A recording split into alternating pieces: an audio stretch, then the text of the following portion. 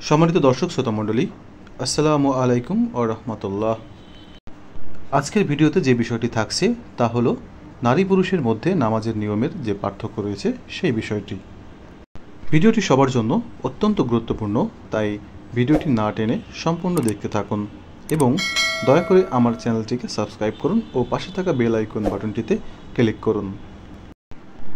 নারী পুরুষের নামাজের মধ্যে পার্থক্য রয়েছে, কারণ নারীর শারীরিক গঠন, সক্ষমতা, নিরাপত্তা ইত্যাদি নানা বিষয় পুরুষ থেকে ভিন্ন।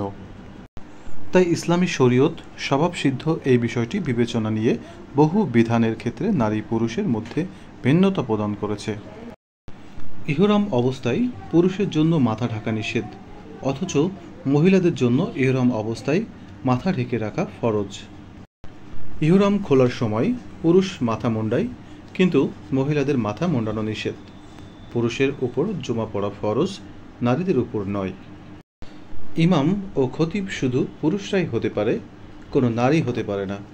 আজান শুধু পুরুষই দিবে, কোনো নারীকে মুয়াজ্জিন বানানো জায়েজ নয়। পুরুষের সতর হলো নাভি থেকে হাঁটু পর্যন্ত, আর পরপুরুষের সামনে নারীদের প্রায় পুরো শরীরই ঢেকে রাখা ফরজ ইত্যাদি। ঠিক তেমনইভাবে নামাজ আদায়ের নিয়মের ক্ষেত্রেও নারী পুরুষের মধ্যে বেশ কিছু ক্ষেত্রে বিধানগত ভিন্নতা রয়েছে, যেমন তাকবীরে তাহরিমার জন্য হাত ওঠানো, হাত বাঁধা, রুকু, সেজদা, প্রথম ও শেষ বৈঠক ইত্যাদি ক্ষেত্রগুলোতে পুরুষের সাথে নারীর পার্থক্য রয়েছে। তাদের সতরের পরিমাণ যেহেতু বেশি, তাই যেভাবে তাদের সতর বেশি রক্ষা হয় সেদিকটিও বিবেচনা করা হয়েছে ক্ষেত্রগুলোতে। মুসলিম উম্মার প্রায় ১৫০০ বছরের অবিচ্ছিন্ন আমলের ধারা তাই প্রমাণ করে। এ বিষয়ে ৪ মাযহাবের ইমামগণ ঐক্যমত পোষণ করেছেন। হযরত আবদুল্লাহ ইবনে ওমর রাদিয়াল্লাহু তাআলা থেকে বর্ণিত, রাসূল সাল্লাল্লাহু আলাইহি সাল্লাম ইরশাদ করেছেন, মহিলা যখন নামাজের মধ্যে বসবে তখন যেন ডান উরু অপর উরুর উপর রাখে, আর যখন সেজদা করবে তখন যেন পেট উরুর সাথে মিলিয়ে রাখে, যা তার সতরের জন্য অধিক উপযোগী। আল্লাহ তাআলা তাকে দেখে বলেন, ওহে আমার ফেরেশতারা, তোমরা সাক্ষী থাকো, আমি তাকে ক্ষমা করে দিলাম। হযরত ওয়াইল বিন হুজর রাদিয়াল্লাহু তাআলা বলেন, আমি নবীজি সাল্লাল্লাহু আলাইহি সাল্লামের দরবারে হাজির হলাম।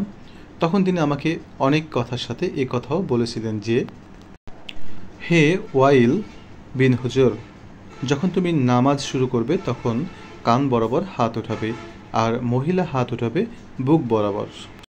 হযরত আলী রাদিয়াল্লাহু তাআলা বলেছেন, মহিলা যখন সেজদা করে তখন সে যেন খুব জড়সড় হয়ে সেজদা করে এবং উভয় উরু পেটের সাথে মিলিয়ে রাখে। হযরত ইবনে আব্বাস রাদিয়াল্লাহু তাআলাকে জিজ্ঞাসা করা হলো, মহিলারা কিভাবে নামাজ আদায় করবে? তিনি বললেন, খুব জড়সড় হয়ে অঙ্গের সাথে অঙ্গ মিলিয়ে নামাজ আদায় করবে।